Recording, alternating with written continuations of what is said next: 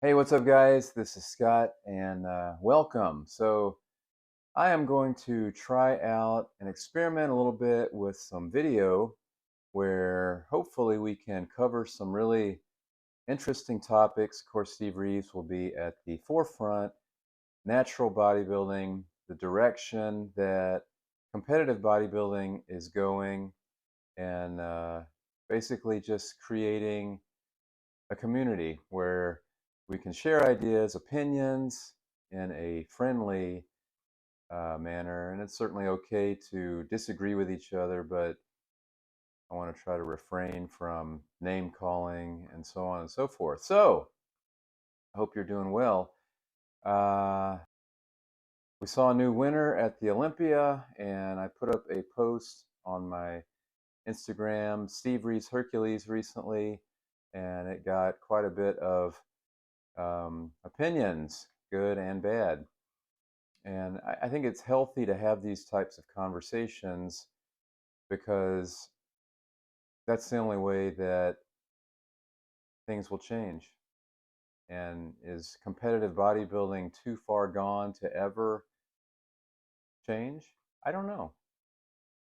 We tend to like things that, for instance, in our action movies back in the day, and by the way, I just saw where Marvel came out, their new movie, and it was a very disappointing um, release, and the money that it made was not great. So, what does that tell us about action movies? People aren't buying them, they want something else. Back in the 90s when action movies were probably at their peak, we had Arnold Schwarzenegger, Sylvester Stallone, Jean Claude Van Damme, and I remember reading Arnold talking about how he wanted more explosions, bigger guns, more killing than anybody else. And so with bodybuilding, maybe it's the same way. Maybe we want bigger and bigger and bigger, but at the expense of what? At the expense of the sport that we all love. And a lot of you may never have competed before. That's okay. Your vote counts as well. And so I feel a little bit of an obligation and a want because I love bodybuilding. I got into bodybuilding at age 21. I was sitting in a class at a university here in Texas, and there were probably 100 plus students in the class, and I was a freshman. And all of a sudden, I started feeling odd. And looking back, I had a classic panic attack where my heart rate started going through the roof. I started getting cold, clammy hands. I was sweating, and my mind was playing tricks on me. And so I wasn't sure if I was going to need to get up and leave that class, but I couldn't stand the thought of everybody staring at me while I walked out of the class. Maybe I would trip or just, do something goofy. That was a panic attack. And looking back, it was because I wasn't eating healthy, I wasn't working out. The classic case of going to college and eating junk food and all that stuff. So within a week or so, I joined a Gold's Gym, and that was life changing for me. So that's where my love of bodybuilding started. And I did compete in bodybuilding from 1988 until about 2001. So, what, 13 years on and off. And what stopped me from competing was when I realized what you had to do in order to, be a really good national level or, have a chance at making a being a pro bodybuilder, which was ultimately my goal when I started. So I still work out. I'll always consider myself to be a bodybuilder, and it's hard to really just stand by and watch what this sport has become. Um, so I know that Steve Reeves talked about bodybuilding in the beginning was physical culture, and now it's a drug culture. And before you younger guys, I'm glad you're here. I'm glad you're watching, guys and girls. I was like you when I was in my 20s, and latter 20s, early 20s, latter teens. I didn't really care. I would do whatever it took, in my mind, if that meant eating, you know, very strict, if that meant working out twice a day, if that meant missing social engagements so that I would be rested well enough to go to the gym the next day, I would do it. Um, it's a sacrifice, and typically, as long as it's a healthy sacrifice, it will pay off, and it will be worth it. But I did it until I figured it wasn't worth it anymore, and at that point, in 2001, some quick math, I was around 30 years old, 28, somewhere in there, and that's when I stopped doing it. But I'll always consider myself to be a bodybuilder, and I think Steve Reeves always considered himself to be a bodybuilder at heart. He never turned his back on the sport. There were periods where he stopped supposedly working out with weights, but he was always physically active. And Steve Reeves was a trailblazer. And so when you look at the rich history of physical culture, which I don't think that we've really come to appreciate yet because it's really such a young endeavor, physical culture. Sometimes it takes hundreds of years for us to appreciate whether it's art or music or architecture. Physical culture, you know, when you think of Eugene Sandow, he had the great competition in 1901, and that was, probably what most people consider as being the birth of competitive bodybuilding. Eugene Sandow was a trailblazer. He realized at the end of his strength exhibits, when he would lift weights and do different types of physical skills, at the end of all that, he started posing. He covered his body in a white powder and had himself in some sort of a case where he was standing in a case, almost like a jewelry box. And that actually became more popular than his strength exhibitions. And so he knew that people wanted to see the physique, and they learned to appreciate a well developed physique. And Eugene Sandow made a living out of traveling around the world showing off his physique. And he still did strength exhibitions and challenges and things like that. He was a trailblazer. And then you had George Hackenschmidt, who was a wrestler, a strength athlete, and then he got into writing. And he was a very prolific writer. He wrote um, some great books. The Way to Live is probably his most popular book, and you can find every once in a while you can find a original copy on eBay or elsewhere. You can certainly find printed copies that aren't originals, but somebody printed them, whether it be in PDF or just a copy, hard copy on eBay. When you look at his writing, the guy was very, very intelligent. He loved philosophy, and he loved to talk about philosophy with other authors. So George Hackenschmidt was a trailblazer, and he lived well into his 80s and if not early 90s, and he was still very physically active, um, in physical culture, a trailblazer. And so then you had Steve Reeves, and there were others, of course, Jack LaLanne, and many from Muscle Beach, Arthur Jones, later on. Steve Reeves came along, and people would follow Steve along the beach because they were so in awe of his physique. It was art, moving art, just like a beautiful car, or just like a painting or a picture, art, music, art.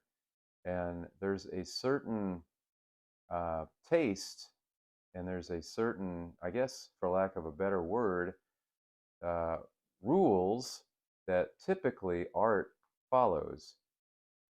You know it when you see it, art, whether it's a car, whether it's a picture or a painting, or whether it's a physique. And, I know Arnold and Sylvester Stallone were both hugely influenced by Steve Reeves. Arnold recently was on a YouTube channel, Nick's Strength and Power, I believe is his YouTube channel, where Arnold was asked, "Who do you think the greatest is?" And he said Steve Reeves because of his beauty. Steve was a trailblazer in many, many ways, but he wrote a letter in the 90s to Arnold and asked Arnold to join forces to do something about bodybuilding. And so, what, 30 years ago is when Steve wrote that letter. And as far as I know, Arnold all but ignored it. I wonder if Arnold regrets that, because I cannot imagine that Arnold is happy with the state of current bodybuilding. If you saw the picture that I posted on Instagram with the current winner of the Mr. Olympia, I had a side by side with Steve Reeves. Yeah, definitely the winner of the Mr. Olympia is bigger, but bigger is not always better. And you younger guys and girls, you will learn to know that over time. Um, Also, you have to consider your health. Yesterday, I was in my garage working out. All of a sudden, a ambulance and a fire truck come right down my street, and they go to my neighbor's house. My wife runs out and says, "Are you okay?" She thought it was me because of the close proximity of the fire truck and the ambulance. Well, it was my neighbor down the street who I see all the time. He's in his 50s, latter 50s. They're very active, he and his wife. I don't know what happened, but the ambulance there for about 30 minutes. It comes quickly, you know, your health, if you don't take care of it, whether it's genetic, whether it's lifestyle, whether it's mental, your mental certainly can drive your physical state. So I hope my neighbor's okay. Things happen quickly. And at the end of the day, and I'm sure Arnold and Sylvester Stallone would agree, your health is your wealth. You can have all the money in the world, but Steve Jobs passed away not long ago, and I'm sure if you went up to Steve and said, "Hey, uh, what's more important, all the money that you've made or your health?" I feel like he would, without a doubt, say, "I'd give it all over. I'd give it all up and start over if I could have my health back." So when you look at bodybuilding, you have to consider that. Sylvester Stallone was recently talking about how fast time flies. And, you younger people take heart of that, because it may not seem like it right now. You're trying to get out there and maybe, make your mark in bodybuilding or on social media. But really, I think a better endeavor is to help talk about how we can make bodybuilding healthier. I'll be honest with you, competitive bodybuilding is pretty boring. And, you know, when you look out in the audience, if you're on stage, typically you'll see a smallish crowd these days. And it's usually family and friends because it's boring. I mean, let's be honest. So that's where I would start is, what can we do to make bodybuilding more exciting? I know that WWE founder Vince McMahon, he started the WBF back in the day to compete with Joe Weider. And, he tried to use a little wrestling razzle dazzle. He had costumes, and you had Gary Stridham, and you had David Durst, quite a few guys that jumped on with the WBF because they were paid a lot of money and they were hoping to make bodybuilding more exciting. Well, it didn't work. But, Vince McMahon tried. So you can't fault Vince for that. I know Vince is a huge Steve Reeves fan, Vince McMahon, and he actually is the current owner, as far as I know, of the two Sandows that he bought off of Steve Reeves' estate, the bronze Sandow that Steve won, and the gold Sandow that Steve bought from the winner, um, William Murray's grandson, I believe, sold it to Steve. I don't know how much, but the McMahon family bought those two Sandows for 200,000, 100,000 each, if I remember correctly. So Vince McMahon loves bodybuilding, and he tried to make it more exciting. Well, he was on the right track. So I would love to ask Arnold, if I could, what do you think of bodybuilding? Are you happy with the way bodybuilding has turned out? Arnold is a competitor and he wants to win. I get it. He did what he had to do to win. But if he had the foresight to see what might become of bodybuilding down the road, would he do it? I know a lot of people would say, yeah, he would, because he became very rich. He became the number one actor, and he became governor of California due to his popularity. But what has he lost? I don't know. I'm a fan of Arnold's, but I got to think that he, it's got to bother him how he has, and I say he because he's really, when you think of bodybuilding, he is the most popular person associated with bodybuilding. You have Ronnie Coleman and Dorian Yates and Jay Cutler, but there's only one Arnold, and it's going to take someone like Arnold's influence to help shift what we have now. And I don't know what's going on, and you know, behind the scenes with Arnold, I don't know if there's other forces in which there's been an agreement where they've said, listen, we're going to run bodybuilding the way we are running it, Arnold, and we'd like for you just to stay out of it. I don't know. I'm a big believer, though, in having discussions. When I worked in the corporate world for 10 years, I was the representative for my company when we had union negotiations. So I would sit at the big table and talk with the employees, and we would try to have a win-win. And that's what Arnold did as governor, is that, I think he's really good at having those types of conversations and going for the win-win. So why can't we do that with competitive bodybuilding? I'm not sure.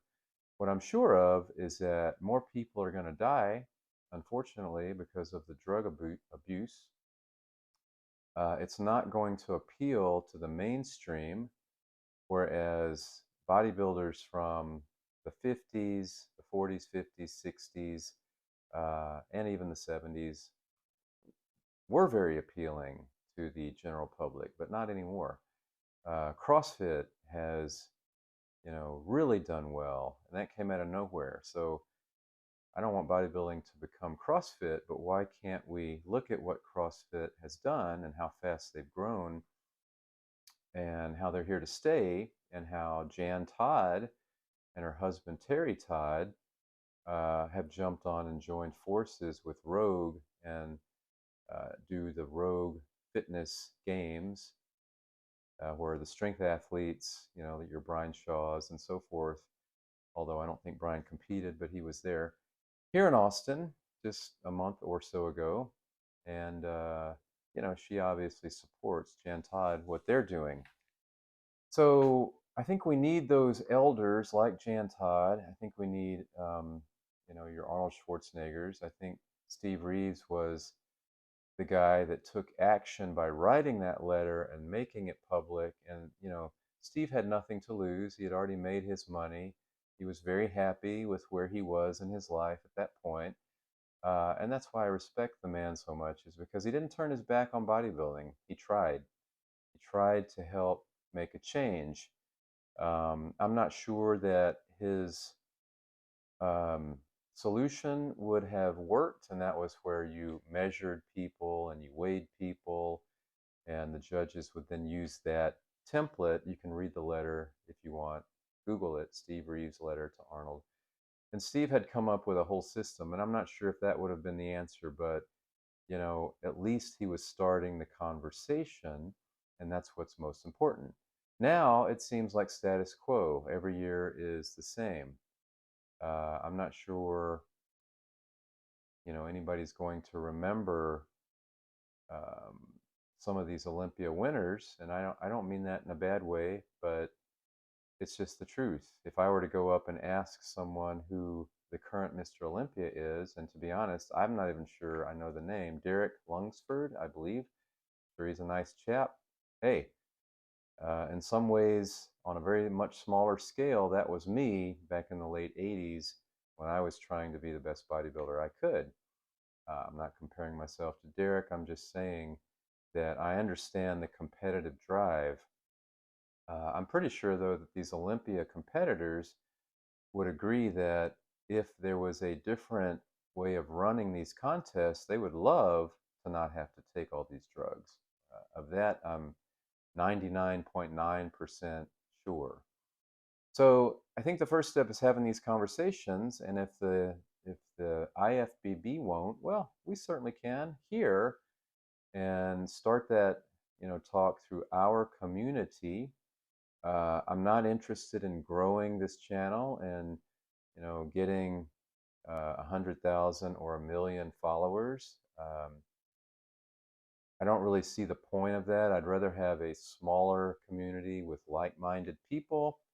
Not that everybody's agreeing with each other, but everybody has experience or wants to learn about bodybuilding. And I hear every day, and I'm sure some of you do too, from younger people wanting to know more about bodybuilding in the 40s, 50s, 60s, 70s, and they want to know more about Steve Reeves and George Eiferman and Clancy Ross and Larry Scott and Bill Pearl and Arnold as well. So I think it's important for us to keep all that information at the forefront. Lastly, I've made a lot of friends since I've been posting videos on YouTube, and I want to always thank them and show my appreciation. And I can't name them all right now, but I've certainly named them in the past in other posts, and I'll continue to do that because I can't do this by myself. I really want to single out Eric Moore and my buddy Rudy from Brazil and Barry.